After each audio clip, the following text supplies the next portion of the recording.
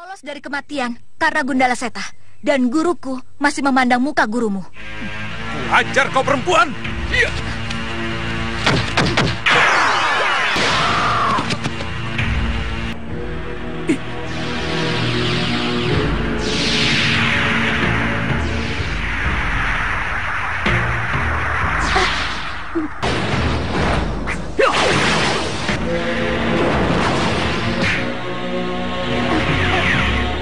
Terus terang, aku kesal kepada Sultan. Company tidak bisa diajak kerjasama. Mereka itu pedagang. Mereka hanya menginginkan tanah Nusantara ini. Kesal boleh, itu hak Kang Mas. Tapi kita harus ingat, apapun perintahnya kita harus patuhi, Kang Mas.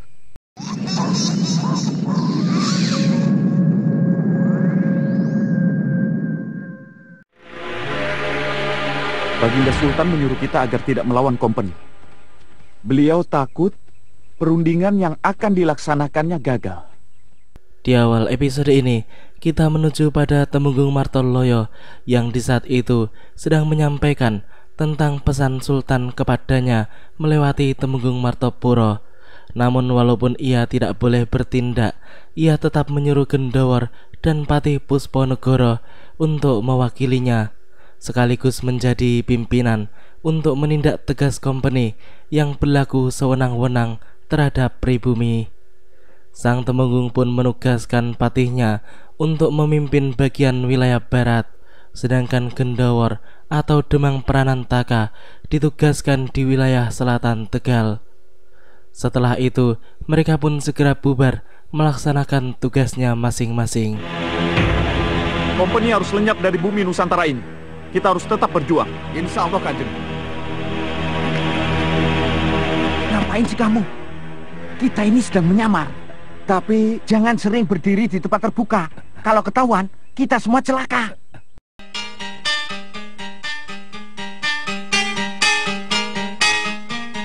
Di malam itu, tampak di Kadipaten Tegal sedang diadakan sebuah acara tari-tarian sederhana, tepatnya pada kediaman Rara Setyawati. Tak lama kemudian, Gendawar pun muncul menghampiri Rara Setyawati. Gadis itu pun tampak sangat senang melihat kehadiran kekasihnya. Ia pun langsung menyambut Ki Demang Pranantaka tersebut dengan senyuman lebar. Kedatangan Gendawar ke tempat itu adalah untuk meminta izin guna melaksanakan tugas dari Temenggung Martoloyo.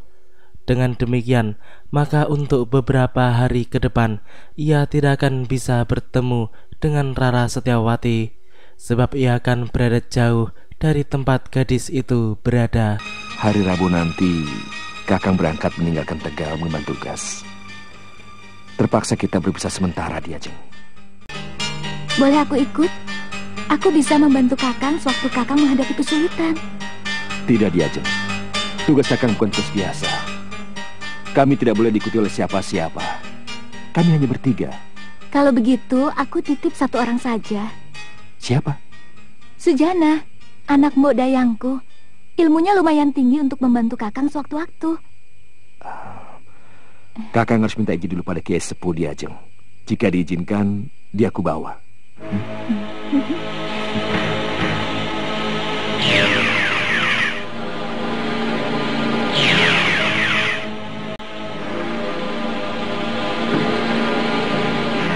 Beberapa orang kepercayaan kita seperti Drupada, Jayatsena dan lain-lain sudah tewas, Nek.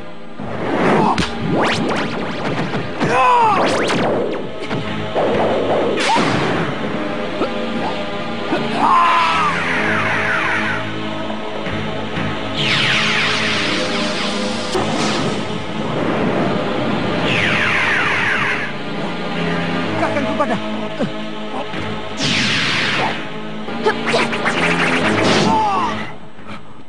Wiratsangka juga tidak bisa diandalkan, Nek. Nenek harus bertindak untuk memberi tekanan pada pihak musuh, Nek.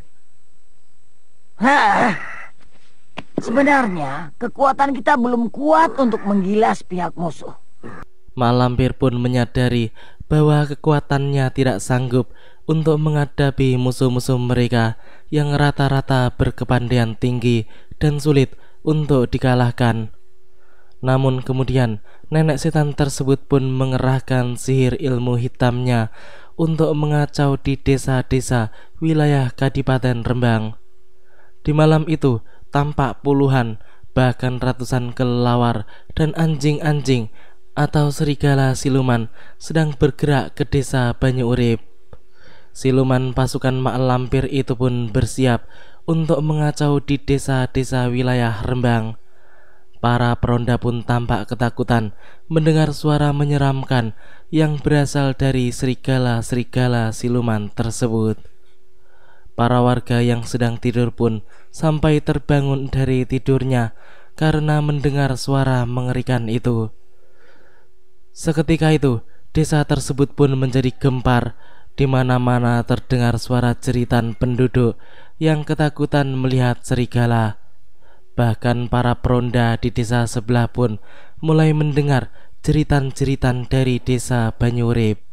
Mereka pun kemudian segera berlari menuju ke desa Banyu-Urip untuk memberikan bala bantuan. Akan tetapi para peronda itu mendadak diserang oleh kelelawar-kelelawar siluman yang entah dari mana datangnya. Tiba-tiba saja mereka telah dikepung oleh hewan-hewan liar tersebut.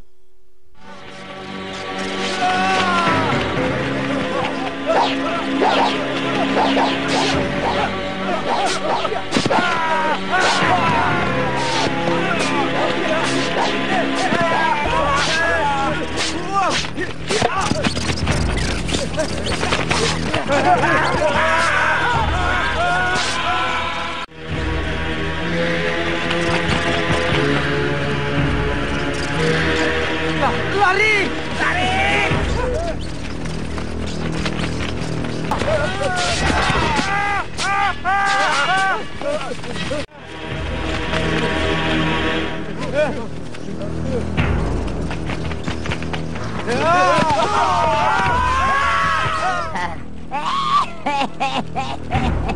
Bagus, bagus. Serang terus manusia-manusia itu. Bunuh mereka semuanya.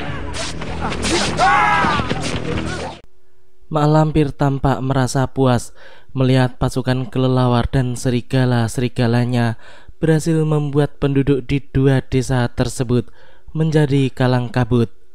Akan tetapi beruntung ketika itu muncul Citrasena dan Tirta yang melihat kejadian aneh tersebut. Mereka pun kemudian bersiap untuk menghadapi makhluk-makhluk terkutuk itu.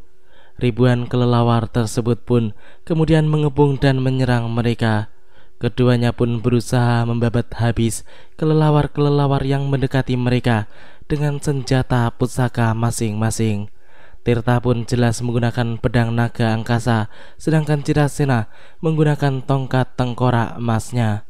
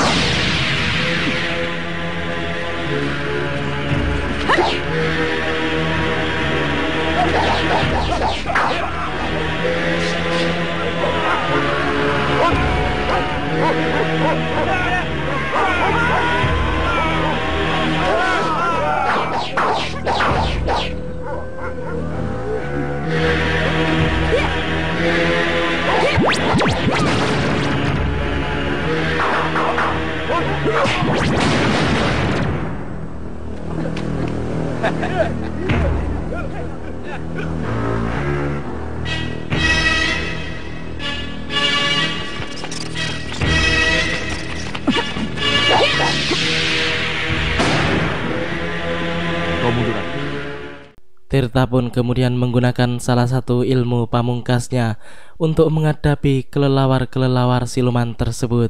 Ia pun menyuruh Citrasena untuk melihat saja apa yang akan dilakukannya untuk menghancurkan makhluk-makhluk siluman itu.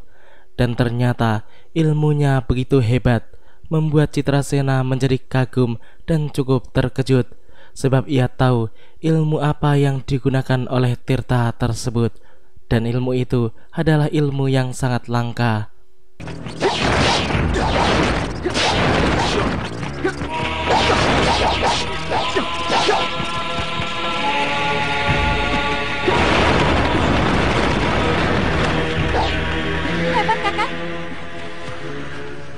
Dari mana Kakang mendapatkan aji Bayu Bajra itu? Aku belajar dari Ki Panut. Ki Panut? Iya, hanya saja ilmu yang aku miliki belum sempurna. Aneh. Apanya yang aneh? Gurumu itu pasti seorang pendekar yang luar biasa. Mungkin dia sejajar dengan ayahku. Tapi kenapa ayahku tidak pernah menyebut nama gurumu? Itu karena guruku dan istrinya orang yang suka menyendiri. Demi menyelamatkan hidupku, mereka terpaksa harus hidup berpindah-pindah tempat. Tampaknya Citrasena tidak menyadari bahwa Guru Tirta adalah sepasang pendekar naga angkasa yang beberapa waktu lalu pernah disebutkan oleh Gundala Seta sebagai pendekar nomor 1 di masanya. Sementara itu, Nyi Parwati yang baru saja menghabisi serigala siluman itu pun merasa aneh, sebab di tempat itu sebelumnya tidak ada hewan-hewan liar seperti itu.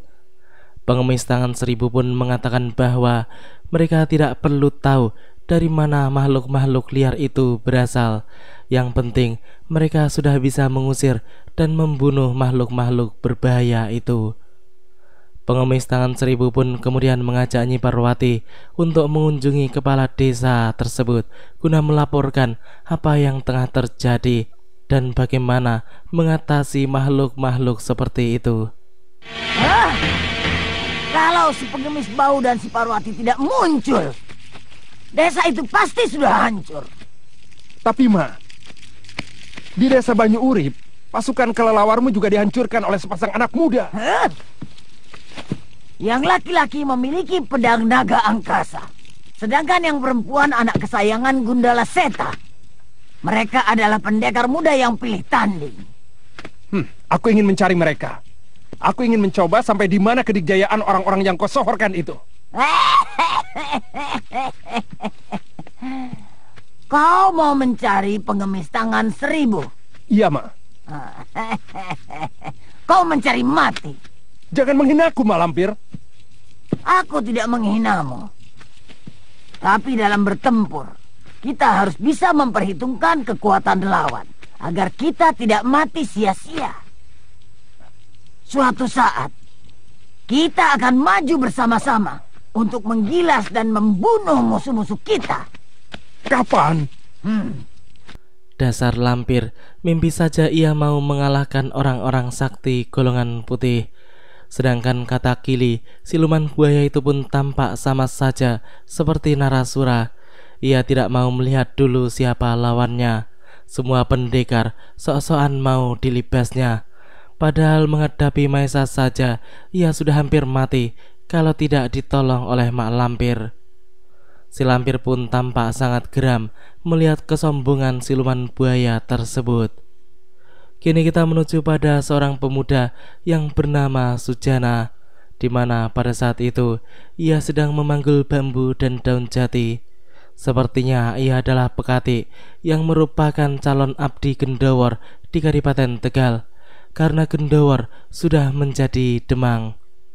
Ia pun merasa seperti sedang diikuti oleh seseorang. Orang tersebut ternyata adalah Topeng Hitam yang kemudian langsung menyerangnya. Melihat semua itu, Sujana pun mencoba untuk mencegahnya. Ia pun mengatakan bahwa ia bukanlah musuh Topeng Hitam. Namun Topeng Hitam justru mengatakan bahwa ia akan membunuh pemuda tersebut. Sehingga kemudian pertarungan pun berlanjut di antara mereka. Sebenarnya, Gendowor sengaja menyamar sebagai Topeng Hitam untuk menguji kehebatan calon pendampingnya tersebut. Karena yang akan mereka hadapi adalah orang-orang sakti golongan hitam.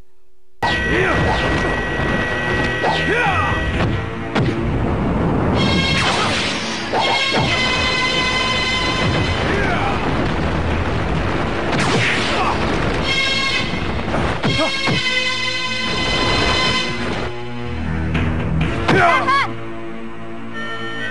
Hentikan!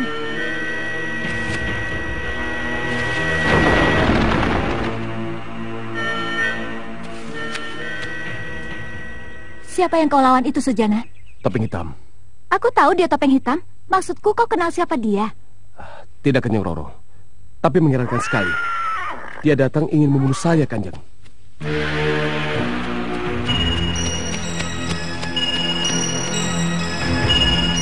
Sembah kaulah Kanjeng Demang. Bagaimana Kakang? Apakah Kiai Sepuh mengizinkan Kakang membawa pembantu? Diizinkan Ki Ajeng. Sujana aku bawa untuk menjadi mitraku mengemban tugas. Sujana, perkenalkan ini calon suamiku. Dia majikan barumu. Berbakti setialah kepada dia sebagaimana kau berbakti setia kepadaku. Sendiko Kanjeng. Kini kita menuju pada sebuah sungai yang dipakai oleh penduduknya untuk melakukan kegiatannya setiap hari, dari mencuci, mandi, serta juga menjadi mata pencarian penduduk di wilayah tersebut.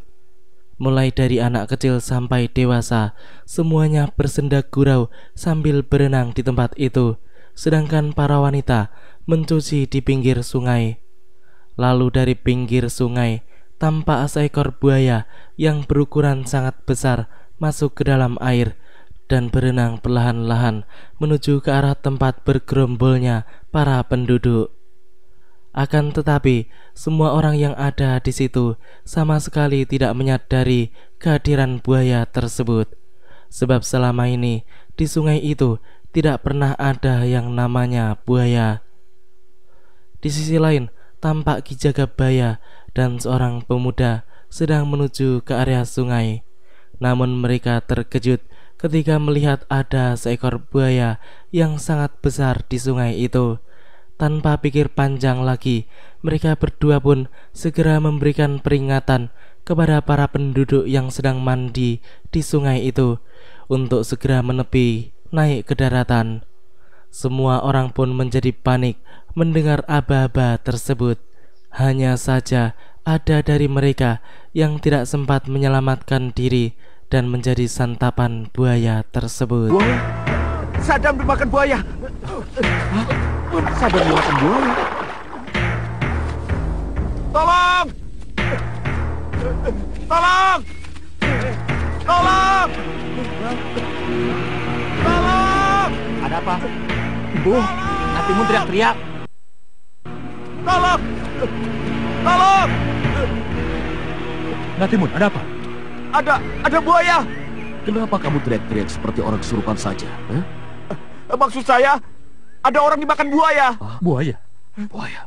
Sadam dimakan buaya. Setahu kami, selama ini sungai itu tidak ada buayanya. Tapi tadi pagi tiba-tiba saja muncul buaya yang langsung memakan korban. Mungkin itu buaya pendatang. Aku akan memanggil dia untuk mempertanggungjawabkan perbuatannya. Buaya yang memangsa manusia harus menebus dosa dengan nyawanya. Itu adalah hukumnya. Tapi jangan terlalu lama. Kami khawatir buaya itu akan memakan korban lagi. Dan penduduk di desa kami akan takut pergi ke sungai. Padahal sungai itu menjadi bagian dari kehidupan penduduk di desa kami. Pakku pun meminta bantuan kepada pawang buaya sekaligus dukun untuk mengatasi masalah buaya pemangsa tersebut. Dan di hari itu juga Ki Dukun pun memulai aksinya. Ia pun melakukan upacara untuk memanggil buaya penghuni sungai tersebut dengan cara sebagai dukun serta pawang buaya. Setelah membaca mantra-mantranya, dari dalam sungai itu pun kemudian muncul gelembung-gelembung udara yang menandakan ada makhluk di dalamnya. Sebenarnya buaya itu adalah jelmaan dari kata kili yang memang ingin membuat kekacauan sehingga memancing munculnya orang-orang sakti golongan putih untuk ditantangnya bertarung. Kini buaya siluman itu pun muncul dan semua orang yang ada di situ mengatakan bahwa buaya itulah yang menyambar dan memangsa Sadam kawan mereka. Mereka pun berteriak bahwa Ki Dukun harus membunuh buaya tersebut. Ayo kemarilah, mendekatlah ke sini.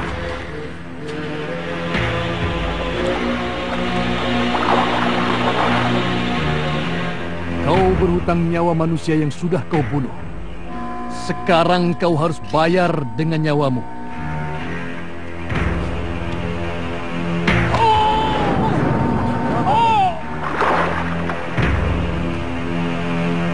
Wah, celaka. Pawang buaya dimakan buaya.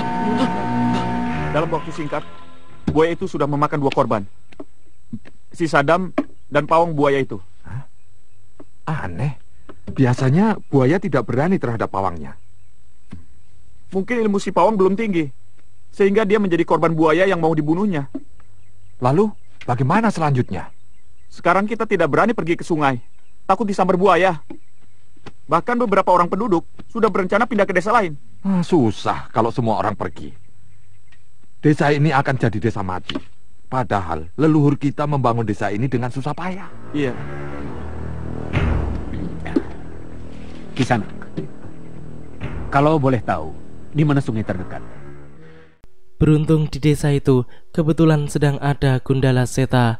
Penguasa Pulau Nusa Laut itu pun kini telah berada di pinggir sungai, dan ia menatap tajam aliran sungai tersebut. Ia kini berada tepat di tempat Ki Dukun ketika diterkam oleh buaya. Sedangkan pemuda desa dan tukang warung yang penasaran pun kemudian mengikutinya sampai di sungai. Keduanya mencari tempat yang aman dan tersembunyi untuk mengintai. Mereka pun ingin melihat apa yang akan dilakukan oleh orang yang tidak mereka kenal tersebut di sungai. Sedangkan Gundala Seta pun masih mengintai sekitar sungai itu, dan ia mengambil sebuah piring bekas pawang buaya yang hendak dilemparkannya ke sungai. Namun ia membatalkan niatnya, sebab buaya yang sedang dicarinya sudah muncul ke permukaan. Ia pun kemudian segera memakai ajiannya.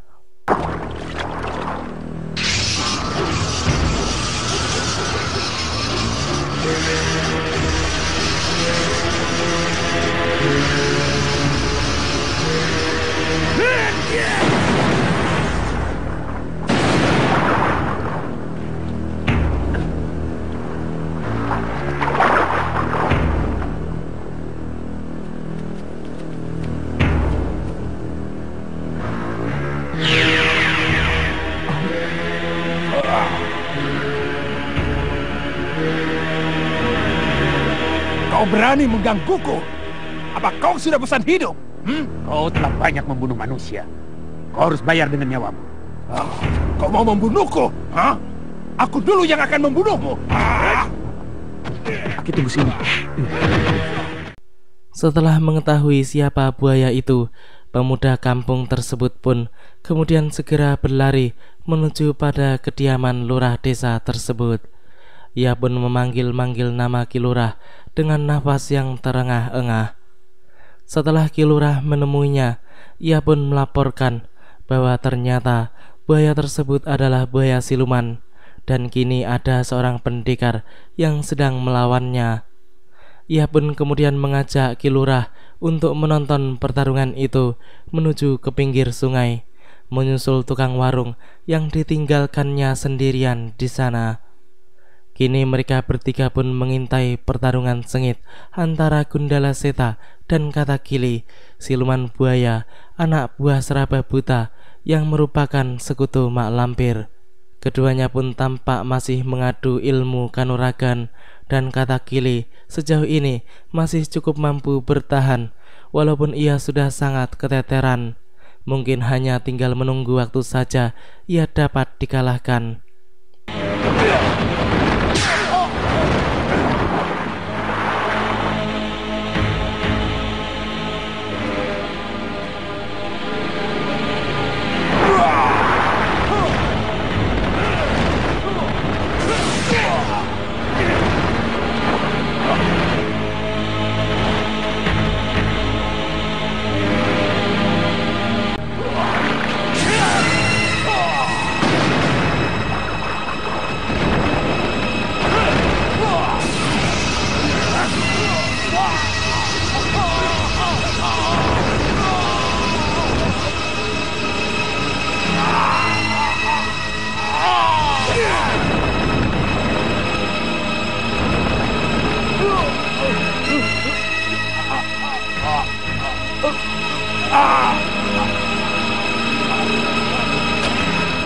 Ya, akhirnya Katakili mati karena kesombongannya sendiri.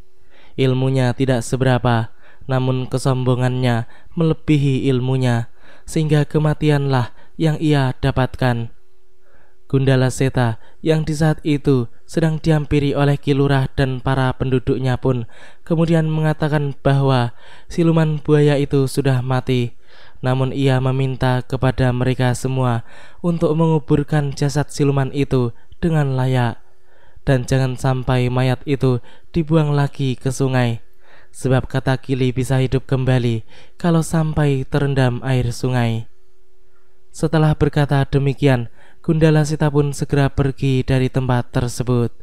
Sedangkan para penduduk pun hanya menatapnya dengan rasa penasaran dan sedikit bingung. Para penduduk itu pun kemudian segera menguburkan mayat kata Kili sesuai dengan perintah Gundala Seta.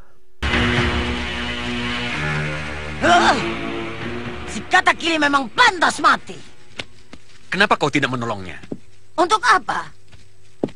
Gundala Seta sakti luar biasa. Sedangkan si kata Kili itu bandel dan tidak bisa dikendalikan. Jadi pantas untuk mati. Tapi bagaimana dengan Seraba Buta? Dia pasti marah kalau dia tahu anak buahnya mati. Seraba Buta pasti akan mencari Gundala Seta untuk menuntut balas kematian si kata Kili. Siapapun yang akan mati di antara mereka, tidak ada pengaruhnya buat kita. Kau memang licik, Mak Lampir. Kau jangan narasura. Kita juga harus menggunakan akal. Satu saat, kita yang akan menghancurkan musuh-musuh kita. Dan setelah mereka hancur, kita akan tampil sebagai penguasa dunia. Dasar orang-orang gila, mereka berkata seenak jidatnya sendiri dan mentertawakan dirinya sendiri. Kini kita menuju pada Wiratsangka, di mana pada saat itu masih berada di istana Naga Sariti. Namun sepertinya sedang terjadi perseteruan di antara mereka, di mana Wiratsangka ingin segera kembali ke Kadipaten Kudus sebab ia adalah seorang senopati. Sedangkan Naga Sariti menginginkan dirinya tetap berada di istananya, sebab di luar sana banyak sekali musuh-musuh Wiratsangka yang sangat mengancam keselamatan nyawanya. Akan tetapi, walaupun begitu, Wiratsangka pun akhirnya pulang juga ke Kadipaten Kudus. Ia langsung menuju rumahnya yang di saat itu sedang dihuni oleh istrinya, Nyi Darmini, seorang diri. Wanita itu pun kembali terkejut sebab Wiratsangka kembali berubah menjadi seekor ular dan masuk melewati jendela. Kakang pergi terlalu lama. Aku pergi untuk menangkap Dewi Sekar Arum. Tapi nasibku sangat... Tiba-tiba aku bertemu Banowati dan ayahnya. Untung saja Naga Sariti datang menolongku. Naga Sariti? Pasti dia seorang wanita yang cantik. Dia seorang siluman ular, sangat sakti. Pantas Kakang lupa pulang, lupa pada istri yang selalu menunggu Kakang dan merasa cemas. Maaf, Nyai. Untuk sementara kita sering berpisah dulu. Setelah perang dengan Kadipaten Rembang selesai, aku akan selalu di sampingmu.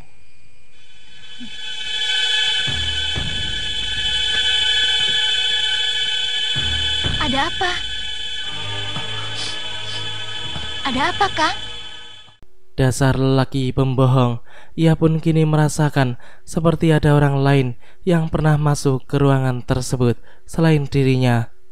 Benar saja ia dapat merasakan, sebab ia kini telah berubah menjadi siluman ular yang memiliki naluri seperti binatang. Ia pun bertanya kepada istrinya, siapa orang yang pernah masuk ke dalam rumahnya itu selama ia pergi. Saya baru ingat. Selama Kakang pergi, sudah 2 kali Ki Wanakerta datang kemari menanyakan Kakang. Dia pesan kalau Kakang pulang, suruh menemuinya.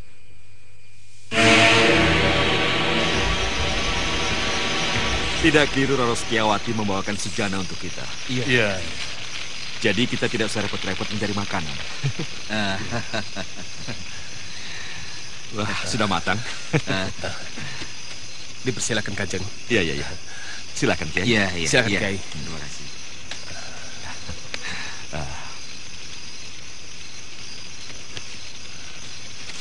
Kira-kira berapa hari kita sampai ke tempat Laskar Trunajaya, Kiai? 3 pekan, insya Allah. Lama juga ya? Itu kalau jalan santai. Demikianlah alur cerita di episode kali ini. Nantikan kelanjutan kisahnya di episode yang akan datang. Terima kasih bagi teman-teman semua yang udah menonton. Jangan lupa like, comment, subscribe, dan share. Dan juga nyalain notifnya. Wassalamualaikum warahmatullahi wabarakatuh.